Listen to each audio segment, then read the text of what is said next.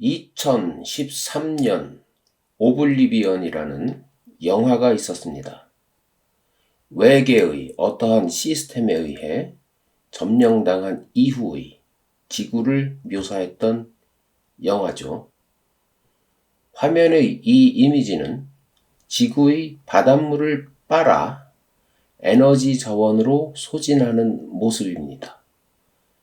해저 바닥이 드러나고 바다에 떠있던 배들이 여기저기 나뒹굴고 있습니다. 이것은 지구가 외계의 침략에 점령당한 지 60년 만의 모습을 상상한 공상과학 영화입니다.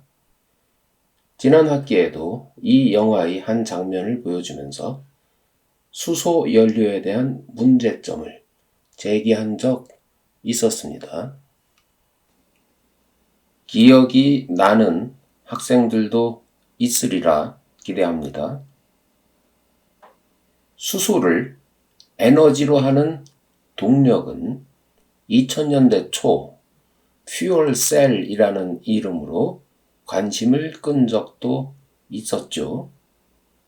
세계는 제로 에미션 규제를 외쳤고 대략 20여 년 전에 완전한 무공해를 위해 자동차에서 유해 배기가스를 아예 하나도 배출하지 않는 아이디어 중 하나로 수소를 연료로 하는 자동차에 집중한 적 있었습니다.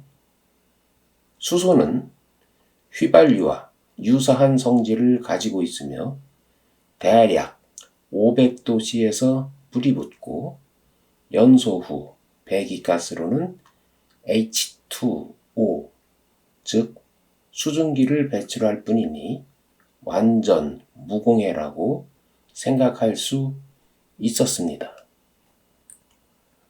당시까지만 해도 수소 자동차는 기존의 내연기관 자동차에서 연료 탱크가 수소 탱크로 교체되는 정도의 설계 변경만 해도 되는 상황이었습니다.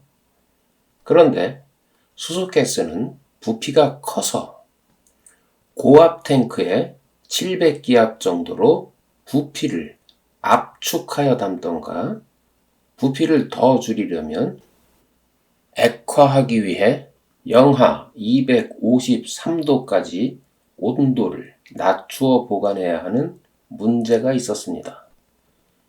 700기압이면 거의 폭탄 수준의 압력이고 영하 253도를 유지하는 방법에는 더 많은 외부 장치가 필요해졌죠.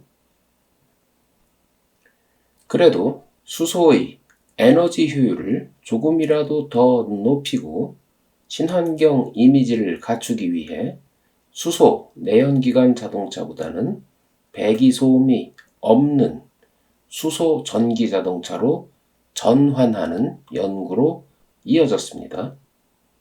그래서 이름하여 퓨얼셀이라는 전기 생산 장치를 고안하기에 이르렀던 것이었습니다. 사실 퓨얼셀 전기 자동차는 1960년대 이미 아폴로 우주계획 때 구체화되었던 기술이었고 미국의 제네럴 모터스에서는 1966년 일렉트로밴이라는 이름의 수소 전기 자동차도 개발했었습니다. 그런데 문제는 수소를 생산하는 방법이었습니다. 수소라는 물질은 자연계에 분리되어 존재하지 않고 화합물의 형태로 존재하는데요. 주로 메탄가스나 석탄, 원유 같은 것에 함유되어 있습니다. 그래서 수소를 생산하기 위해서는 결국 화석 연료를 고온, 고압으로 쥐어 짜내야 하는 과정이 필요해졌습니다. 그리고 그 과정에 다량의 에너지가 투입되며 이산화탄소도 발생하니 그냥 내연기관 돌리는 거나 별다를 게 없어서 친환경적 수소 생산이라는 미래의 과제를 남기고 수소 자동차 개발 계획들은 다들 접었었죠.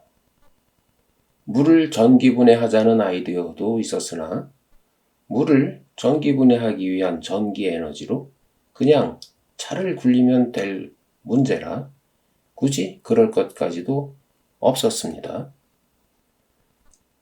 그런데 비슷한 시기에 삼중수소와 중수소를 연료로 하는 플라즈마 융합 에너지 개발 계획이 진행되고 있었습니다. 삼중수소는 중수로 원자로의 부산물로 생산되는 핵폐기물이며 중수소는 바닷물에 리터당 0.03g밖에 안 섞여 있습니다. 극소량의 중수소를 대량으로 얻기 위해 더 많은 대량의 바닷물을 태워버려야 하는 겁니다. 그래도 인간의 눈에는 바다가 영원히 마르지 않는 무한자원쯤 되는 줄 착각하고 있습니다. 오로지 연구 성과와 호기심만 가득한 과학자들은 수학적 계산이라는 걸 통해 지구의 바닷물에는 1500만 년 동안 사용할 중수소가 있다는 해괴한 계산도 내놓았습니다. 후손이야 어떻게 되건 바닷물이야 마르건 말건 일단 필요한 전기나 뽑아서 쓰고 보자는 이런 사고방식은 그다지 바람직하진 않습니다. 지구상의 자원은 영속자원과 고갈자원 그리고 인공자원 이 세 가지인데요.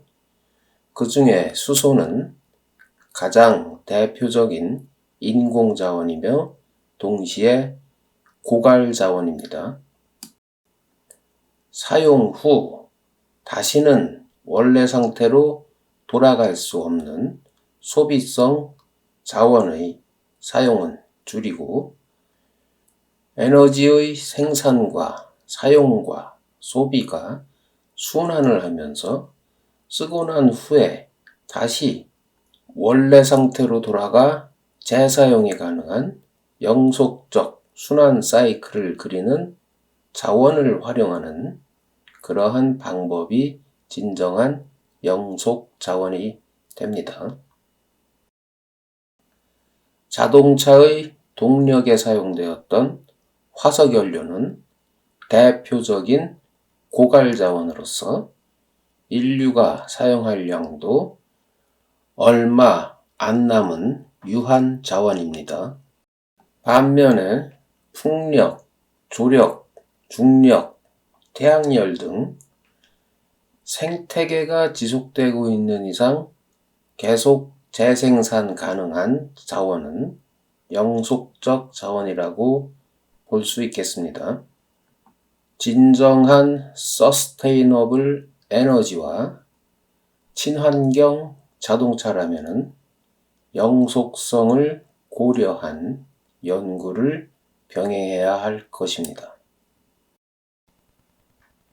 자동차의 동력은 그간의 내연기관에서 전동모터로 전환되고 있습니다.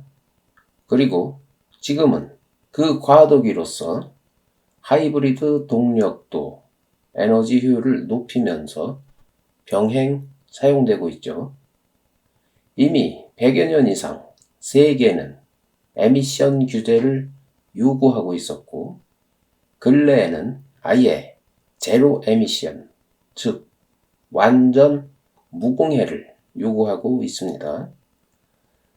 그에 대한 수십 가지 방안들 중 하나로 수소 전기차는 주로 장거리 이송용 운송수단에 활용될 가능성이 크고 일반 전기차는 승용차에 이용되며 기존의 전동열차는 일단 그대로 쓰게 될 것으로 예상하고 있습니다.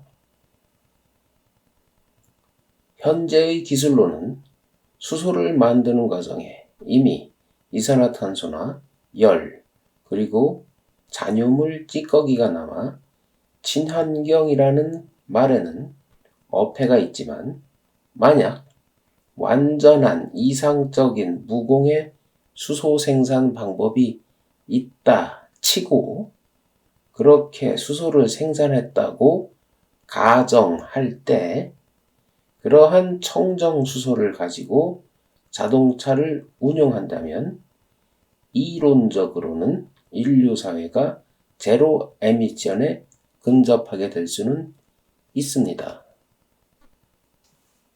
비록 수소 생산 기술이 아직은 미완성이지만 자동차 산업의 판을 새로 짜면 없던 수요도 발생하고 자동차 업체에는 매출 증대로 연결되기 때문에 일단 차부터 만들고 진정한 무공해 수소 생산은 차후 과제로 병행 진행하자는 게 오늘날 세계 자동차 산업의 분위기죠. 이러한 현상을 부추긴 건 판을 새로 짜서 일본의 경제 부활을 노리는 일본 지도층의 고집과 일본 따라쟁이 한국의 현대 자동차와 일본발 수소 경제와 현대 자동차를 믿는 문재인 정부가 있었습니다. 그리고 포스트 코로나를 준비하는 2021년 이후의 상황을 위해 유럽에서도 필요한 만큼의 반응을 보이고 있습니다. BMW는 20여 년 만에 접었던 파일들을 열었고, 벤츠도 20년 전 기술을 다시 리부팅했죠. 필요하다면 제네럴 모터스도 50년 전 기술을 들고 나올 기세입니다. 어차피 가까운 미래에 퓨전 발전소가 실험에 성공하고 시설도 완공되는 시점이면 전기의 생산량은 상상을 초월하게 많아질 수 있으므로 중수소와 삼중수소가 1억 도까지 가열되는 플라즈마 퓨전 열 에너지를 이용한 증기 터빈 발전소 옆에 물을 이용한 전기분해 수소 생산 공장도 지으면 청정 수소 공급은 논리적으로 가능한 시점을 억지로 끌어당길 수도 있다는 계산이 가능해집니다.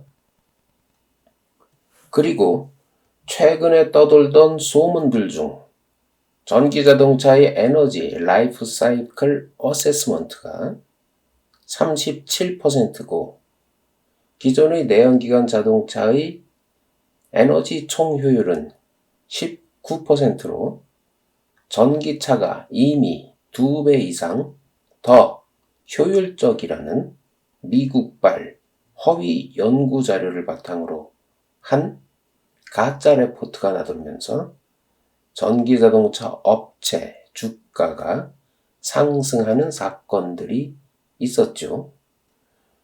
그렇지만 현실은 정반대입니다. 발전소 전기가 지역으로 오기까지가 이미 35%며 지역 전기가 사용되기까지 에너지 스토리지 시스템이 풀 가동된다 해도 최종 사용단까지는 23%, 그리고 전기차가 굴러가는 데까지는 14%로 에너지 효율은 오히려 전기차 쪽이 10%대고 하이브리드 동력으로 효율을 높이고 있는 내연기관 자동차들은 30%대입니다. 그렇지만 이러한 현실에 대해 내연기관 개발을 정지시키고 전기자동차만 개발하며 세상을 전기 위주로 판을 새로 짜면 미래에는 전기차 위주의 세상이 될 것입니다. 그리고 자동차 디자인은 자연스럽게 전기차 중심의 디자인으로 흐를 수밖에 없는 거죠.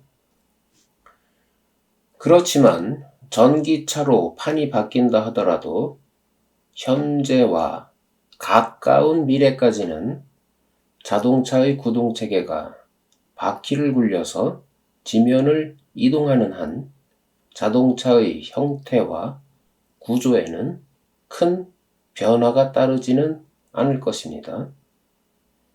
물리학적으로 바퀴를 차에 장착하는 방법과 동력을 바퀴에 전달하는 방법 자체에는 큰 변화가 따르기에는 무리가 많기 때문입니다.